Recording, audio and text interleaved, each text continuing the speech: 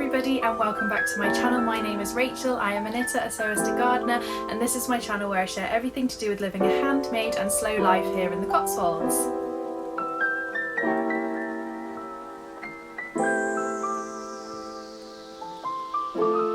So today's video is one of my regular videos that I do every other month where I go through everything that I have made over the last couple of months. So today is going to be July and August, so it's really lots of summer makes, although having said that there is some knitting that is not really that summery because I actually didn't do any like proper summer knitting this year. I was just sort of knitting for the colder seasons to come, but yes, all of the dresses are extremely summery, so I'm really excited to share those with you. Thank you so much if you're a new subscriber. We've had quite a few new people recently, so welcome, hello, it's lovely to have you here. If you're a new person watching this video, make sure you do hit that subscribe button because we've got so many gorgeous autumnal crafting, knitting, sewing videos coming up. I'm going to loads of really exciting events in September and October, and I'm going to be vlogging all of those, so yeah, make sure you hit that subscribe button so you don't miss out. Okay, so let's just get started, shall we, with all of the makes. I've got them written down so I don't forget any because I feel like trying to remember them off the top of my head is not going to go particularly well. So I thought I would start with sewing. I am actually wearing one of the things that I made, so we'll probably talk about this first. This is the Simplicity 8505 Kaftan. This is a original 1970s pattern that Simplicity redid. So I think a few of the big sewing brands have done this, where they've gone back into their archives and they've picked vintage patterns that they feel would do well, and they sort of have rewritten them and made them a little bit easier for a modern audience, although as you know, if you're a sewist, the big four aren't always the easiest to follow. But yeah, so I picked up this pattern because I basically wanted to make a really fun, easy breezy kaftan to be able to just like wear around the house in the summer, you know, like in the evening, when in the summer I find like I don't want to go and put on sort of cozy pajamas, but I want something to put on. And I did mean to sew a few nighties, but I just didn't really get round to it. But I did get round to this lovely, lovely kaftan. I have made this out of viscose, so it's really soft, really flowy, very thin, really easy to wear. I bought this viscose last year from Textile Express, and I actually cut this kaftan out last year at the end of summer in early September, and then the weather just suddenly dropped and I just like lost all motivation to sew it because I knew I wasn't going to wear it. So yeah, I pulled it out a couple of weeks ago in August and started sewing it up, and I'm so glad I did because I've basically worn it like every day. I've thrown it on in the evening as a comfy like alternative to pajamas. It's like very stylish, elegant loungewear, which I really like. I was joking on my Instagram that I basically turned into Ariadne Oliver. If you like Agatha Christie and you've read the Hercule Poirot books, you'll know what I'm talking about. Ariadne Oliver is this like mad crime writer who eats lots of apples and has like pencils sticking out of her hair and sort of floats around the house in her kaftans writing her murder mystery novels. And I am a writer. If you don't know, if you haven't followed me before, I'm a writer and I'm writing my first book at the moment, so I feel like this is just like the perfect outfit as a writer in the Cotswolds to go like running around the house in. So yeah, I'm really pleased with this make. I must say though that the instructions were not easy to follow. I had to fall back on my knowledge of sewing, the fact that I've been sewing now for 2.5 years. I've been sewing all my own clothes, so I know a lot of stuff, so I was able to kind of figure things out, but it certainly wasn't the easiest. And I think if I was to make it again, which I think I might do because I really love the pattern, I would probably make it slightly differently to how the instructions say, and I would do things slightly differently. Because as I say, I got a little bit lost. It's the first time I've ever done one of the big four. I normally make indie sewing patterns. I find them a lot easier to follow. They often have YouTube videos and photos and really well written instructions, whereas this was just literally like 10 steps on a piece of paper. And I just, yeah, I found it very difficult to follow, but it was a fairly simple pattern, so I was able to just figure it out. But yeah, just bear that in mind if you fancy buying this pattern, you fancy making a kaftan, maybe just, yeah, take it slow, and if you've got some sewing knowledge already, I think that is really essential for this one. Okay, my next make, we're gonna go all the way back to the beginning of July, was a toiletries bag. I actually have a vlog of me making this, which I will link below. I made a little toiletries bag from a pillowcase that was going spare, that I just sort of like put in my stash to use at some point, and it worked really, really well for this. I wanted a toiletries bag to take away with me on my holiday in July. We went to Scotland, and yeah, I just never have, like, I always see these beautiful, lovely toiletry bags in shops and things, you know, like a whole matching set, and I don't have that. I just have like a rubbish one that I like took off my husband like 10 years ago, that's from Jack Wills that he got for Christmas when he was like 15. It's not a good look. So I decided to make myself a toiletries bag. I really actually wanted to make some others to go with it, but I just haven't got round to it yet. But this came out really, really well. I was really pleased with this because the pillowcase had like a different back and a different front, so it worked really well to have the contrast like honeycomb lining on the inside and really cute bees on the outside. It is a pattern by Rosie Caldwell Patterns. She has a really great YouTube channel here, which I will link below. But yeah, a really easy pattern to follow and such a quick sew. I have actually sewed up more of these, which I'll talk about a bit later on in the video, and yeah, they're just such a quick, like 45-minute, I find, just like whiz it up. Great as a present for somebody, great as a scrap buster. I was able to make it out of a pillowcase if you've got some old bedding that you're not sure what to do with.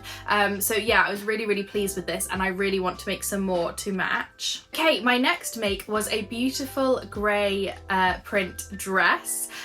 So I got this lovely sort of like toile de Jouy, I think is how you pronounce it, style fabric. So this like that lovely French print that is quite traditional. It has, you know, these sort of traditional pastoral scenes on it, and I have seen it quite recently a lot on Dior. Dior created a version of it. I think it's got like a tiger and stuff in theirs, but they've printed it on a lot of their homeware, on their bags, on some of their clothes, and it's been a very popular print for Dior. Obviously, I was not going to go out and buy Dior dresses for like £2,000. So when I saw this fabric come up at Fabric Express, this was last year, I just was like, I've got to have that and make a sort of Dior style dress.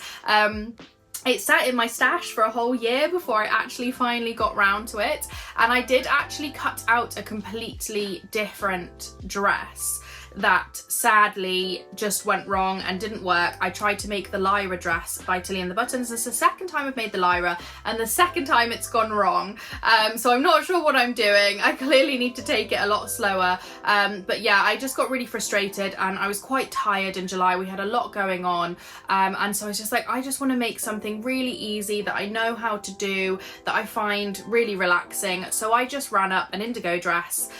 So I've made the indigo dress so many times. I can't even remember how many times now. I use that bodice a lot, and I did the thing that I'd done before as well, where I put the Anthea sleeves on from the Anthea blouse by Anna Allen Clothing.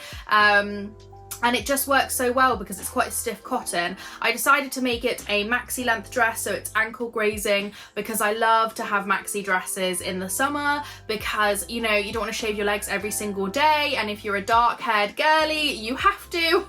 So it's nice to be able to like give my legs a day off. And also I was a bit worried in Scotland that it might be a bit cold, because we went last July and it was very cold, although we actually ended up having really good weather this year. But yeah, I love this dress, and I've had so many compliments on this dress. I was actually in Cafe Nero the other day, and a lady came up to me and said, oh my goodness, I absolutely love your dress. I was like, oh, thank you so much. I actually made it. And she was like, oh my goodness, I can't believe it. And then she like followed me on Instagram. It was a really sweet exchange.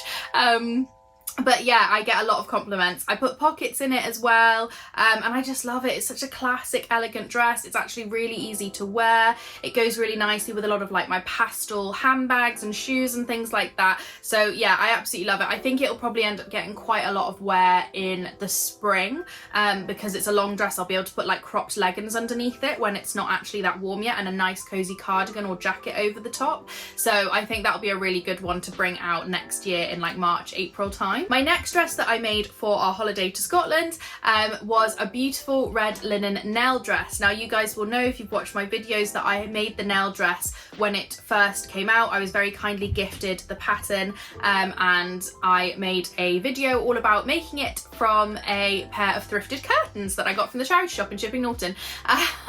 And yeah, I absolutely love that Nell dress. Again, I made it a maxi length and I just wore it to death this summer. It's so comfy, so soft. I think because it's like vintage curtains, the fabric's just really like quite worn in, so it's just a really soft one, really easy to throw on, and yeah, I've worn it absolutely loads. So I knew I really wanted to make another Nell dress, and I bought this beautiful red linen when I was at the Stitch Festival in March. I was very careful when I went to the Stitch Festival. I wanted to invest in some really high quality natural fibre content fabrics, and linen was just what was speaking to me for the summer.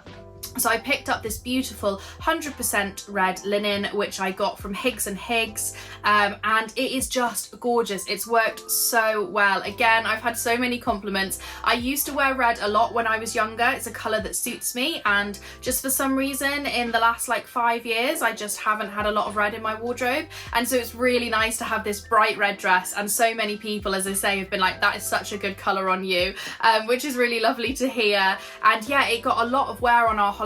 I have these really cute little espadrilles with lobsters on that I got off Vinted from, they're actually originally from Joules, and I have these little white shell earrings. So I sort of really went for that like beachy theme because we were near the coast in Scotland, and yeah, it's just been such a lovely one to throw on. I'm actually going to be wearing it to Goodwood Revival next weekend, and there is a vlog coming up, so do make sure you subscribe so you don't miss out on that vlog, because there's so many beautiful handmade vintage style outfits to show you soon. Okay, so my next make is also a Goodwood Revival make.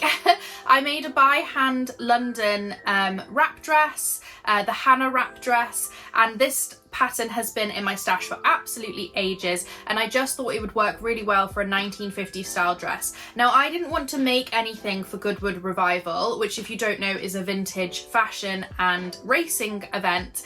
So you dress up in vintage fashion to watch vintage racing, car racing. And yeah, I didn't want to make anything for this event that I wasn't going to wear again. Why would I do that? That's so much work and effort and money. So I really wanted to make something that I would get a lot of wear out of. So I've made this lovely wrap dress, which it's so gorgeous. I'm really sad that it's now like sort of moving into autumn, because it very much feels like a spring, early summer dress. It's a beautiful cornflower blue with bright pink peonies all over it. I did change the pattern a little bit. I put puff sleeves on it, and I also did a bigger like tie on the side, so it's got like quite a big bow, because the ties in the pattern are actually supposed to be very small, and so the ones on the inside are small, but the one on that you can see is quite big. But I just love it. Again, it's such an easy dress to throw on. It's really soft, made from a beautiful viscose. It's a dead stock fabric that I got from not Textile Express, from Rainbow Fabrics Kilburn, and yeah, I can just like see myself next spring, summer just wearing it so much, because you just sort of like throw it on, wrap it up, pop on some cute shoes. So yeah, I'm a big fan of this dress. I am going to be taking it up for Goodwood because I have a big 1950s petticoat and I want it to like stick out properly, and unfortunately the dress is slightly too long. But I don't want to just take it up permanently, because I actually love the length. You'll be able to see in the pictures that I'm putting up that it's a lovely midi length, and I think that's very flattering and very sort of graceful and elegant for this dress. So I'm going to like try and take it up sort of not permanently, and hope that it doesn't leave loads of like holes in the fabric. So my plan is to use like a longer stitch so it's easily to unpick the hem, and also like sort of let it back down to that size, so it will be a little bit shorter for Goodwood Revival. But yeah, I absolutely love this. I'm so pleased with this dress. I'm definitely going to be making more by hand Hannah dresses, by hand London Hannah dresses. I do think though that it would probably work in a slightly stiffer fabric. So this is a very drapey viscose fabric, and getting that sort of sharp like V-neck from the wrap was quite difficult to do because you use bias binding around the neckline, and so sort of like getting that to sit right certainly wasn't the easiest thing. And I think, as I say, maybe in something like a flannel or yeah, like a brushed cotton fabric for winter, and doing the long sleeved version and down to the knee, like something really warm and cozy and lovely. Yeah, something along those lines I think is probably gonna work really well to get that sort of really well pressed V-neck. But yeah, I think it's a really gorgeous pattern. I bought the size as well that is the double D cup rather than the B cup. Now my cup size is a lot bigger than a double D, but it certainly worked fairly well. I think I'm probably going to adjust it a little bit more, but it worked fairly well for this make. So yeah, there'll be loads of pictures on my Instagram of me at Goodwood, and as I said, there's going to be a vlog with full like outfits of the day each day. So yeah, make sure you follow me on Instagram or subscribe to the channel so you don't miss out on that. Okay, my final make was a toiletries set, the same pattern that I was talking about at the beginning of the video by Rosie Caldwell, and I made the full set this time in a beautiful cherry print fabric. This was for my friend whose birthday it was. It's her 30th birthday in August, and my nickname for her is Cherry because her name is Kerry, so I call her Kerry Cherry. We've been friends since we were 12. So yeah, I made her these little toiletry bags, and then like I filled them with little bits and bobs for all of her travels that she's going to do in her 30th decade. So yeah, I really like the way these came out. I buy the zips that it suggests in the pattern because they look much more expensive, and they just really add a lovely finish to the pattern.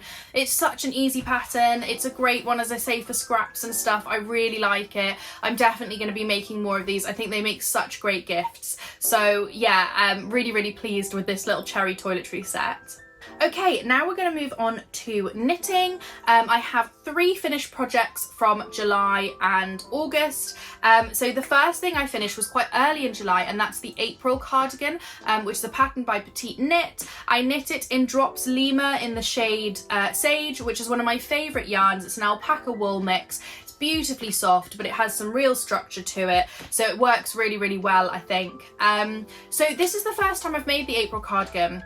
I do think I managed to get gauge by like changing needle size, but I think the yarn was probably a little bit too thick, because although it says on the pattern that you can use a DK weight, it's supposed to be a 4-ply held with a mohair, and I just don't think that gives you that full like chunky DK weight fabric, if you know what I mean. So I feel like Lima as well is quite a thick DK, so you know, some DKs I often find are a little bit on the thinner side, the lighter side. This one is certainly on the heavier side. So I think that the cardigan, it's sort of bunched up a little bit under the armpits, and I didn't quite get the fit right. So I do think that I would like to make another April cardigan at some point. I am happy with this. I cropped it. It's a really good colour to go with a few of my dresses, which was the whole idea. It's got some gorgeous little handmade ceramic buttons on that I picked up at the Stitch Festival in March that just goes so well. But yeah, I don't think it came out exactly as I would have liked it to. I think that the yarn that I used was just a little bit too thick. So I would be interested in future to make it in a 4-ply held with a mohair, because I think you'll just get a slightly looser, drapier fabric, which I think will work really nicely. So yeah, there might be another one in my future. But for now, I am really pleased. I love the colour. It's really soft. It's not really had much wear yet because obviously I finished it at the beginning of July, and to be honest, in the Cotswolds we've had fairly warm weather. I've been wearing my sort of cotton cardigans that I knitted a few years ago rather than reaching for wool and alpaca, but it does go with a few of my autumnal dresses and a few winter dresses, so I know it'll get quite a lot of wear as we move into the colder months, and it will certainly get a lot of wear next year in spring, which was sort of my vision for it. But yeah, I quite like it. As I say, not a perfect knit, but you know, it works and it looks good. My next make was another little vintage make for Goodwood Revival. This was the Rosery sweater, or the Rosery Jumper, which is a pattern from Rosery Apparel. It's actually a vintage pattern that she sort of rewrote, and she got permission from the pattern makers to do that, and you can get it off her website, which I'll link below. I have made it before. It's supposed to be a long sleeved jumper, and I have made the long sleeved version before, and it's also only in one colour. So I really adapted this pattern because I wanted to make a 1940s Victory style sweater, and I already had the pattern, I already had this yarn in stash, and so I wanted to sort of make this work. So I basically, in the pattern you have some garter stitches and then you have some lace stitches. I just did the garter stitches in a contrasting cream colour, and it worked really well. It's got a really great stripe across it. I definitely think it's something that I would do again. I'd make like the long sleeve jumper, but with like contrasting colours. I think that could work really, really well. The yarn I used was Stylecraft Special DK. Now, I don't normally knit with acrylic anymore. I normally always knit with a natural fibre, unless I am knitting for my nephews or niece, because none of them can wear wool. None of them can wear natural fibres. My sisters always ask for easy to wash acrylics, so that's the only time I normally use acrylic now. But this, as I say, was in my stash from literally years ago.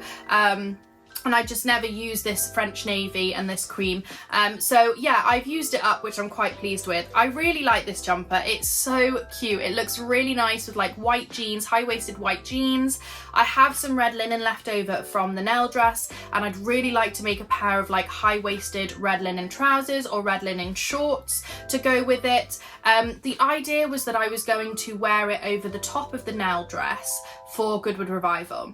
I don't know if that's going to happen because it doesn't look that great over the top of the Nell dress. It's quite bulky, the Nell dress, in that linen. It's quite stiff, and I think it's just, the jumper just isn't quite sitting right. Whereas when I wear it with a pair of jeans, it looks great. So I am a little bit sad because I'm not sure if I'm going to wear it to Goodwood, and I would have really liked to, but it still will get tons of wear in my wardrobe. I might make some trousers for it, probably next summer. I might make some trousers to go with it because it feels very much like a spring summer knit rather than a like autumny knit because it's short sleeved, but we'll see. I'm gonna see if I can style it up for Goodwood, and I will, as I say, put lots of pictures up and stuff on social media, so you'll see if I actually get to wear that one. My final make for July and August is the Stella quilt cushion. Now, if you've been watching me for a while, you'll know that I've already made a Stella quilt cushion in my lounge, and I had a bunch of leftover yarn from making that, so I decided to make another one.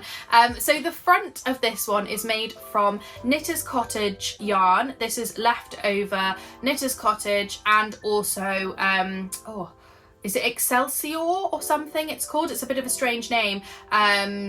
Yarn which I got from Susan Crawford. I was trying to remember the name now. Susan Crawford, and the colours are also Susan Crawford yarns as well, which, as I say, I used in the original Stella quilt, and this is just what I had left over, and I thought it would be nice to use these up. These are all 100% British wools, and I just think that's so nice to have that in my living room.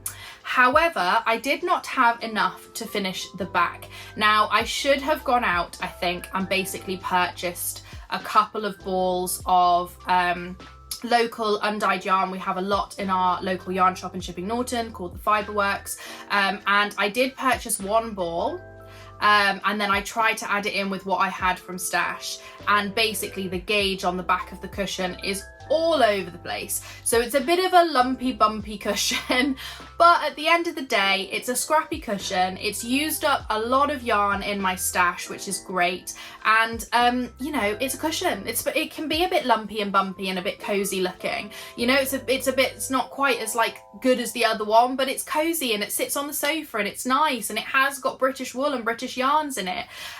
So yeah, it's definitely not a perfect knit by any means, but it does look quite cute and it does look really nice. And I just think it's really nice to have finished it just before we move into the colder seasons, because I just think having lovely knitted homeware out at this time of year is just perfect for decor. If you follow me on Instagram, you'll know that I'm already like itching to get all of my seasonal autumnal decor out. Lots of beautiful handmade crocheted things going out in my living room in the next couple of weeks. So that is everything that I made in July and August. I hope you guys enjoyed watching. Do leave me a comment and let me know what you made in the summer, over the summer, and yeah, if you made any of these patterns, let me know. I'd love to hear. And yeah, I will be back soon with a autumn inspiration video, so all of the things that I want to make for the autumn season. So make sure you subscribe so you don't miss out on that, and I will see you next time. Thanks for watching, guys. Bye.